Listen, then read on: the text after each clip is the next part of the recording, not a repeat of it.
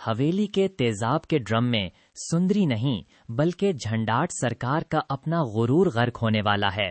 गुलाम बादशाह सुंदरी का ये सबसे खौफनाक मंजर आज आपके सामने है। सुंदरी ने आज वो रूप इख्तियार कर लिया है जिसकी तवक्को किसी ने नहीं की थी। उसकी आंखों में अब आंसू नहीं बल्कि इंतकाम के अंगारे हैं।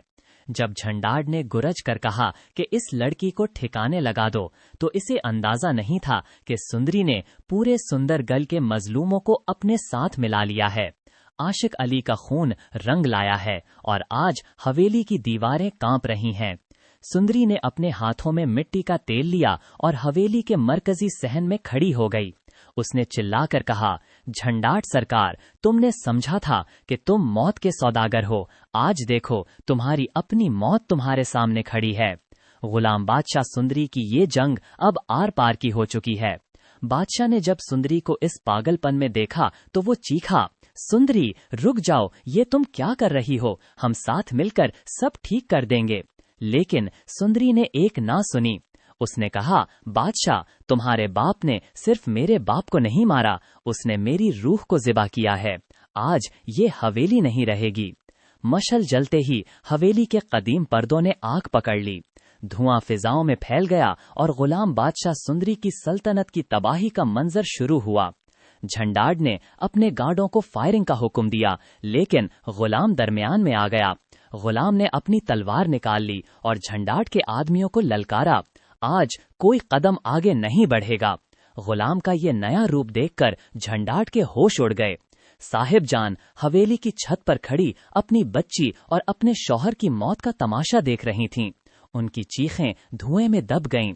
आग की लपटें अब कमरों तक पहुंच रही थीं, जहां बरसों के राज दफन थे।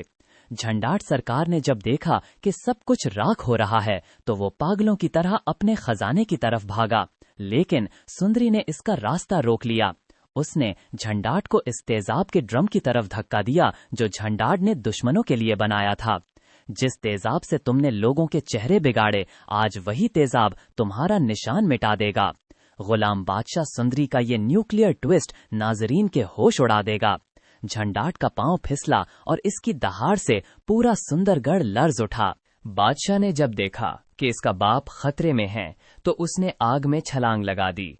उसने चाहा कि वो अपने बाप को बचाए, लेकिन छत का एक भारी हिस्सा उस पर गिर गया। सिंदरी की चीख निकल गई। वो बादशाह से नफरत करती थी, लेकिन उसके सच्चे इश्क को देखकर उसका दिल फट गया।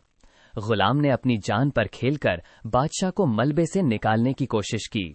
साहिब जान ने भी ऊपर से छलांग लगा दी ताकि वो अपने बेटे के साथ मर सके।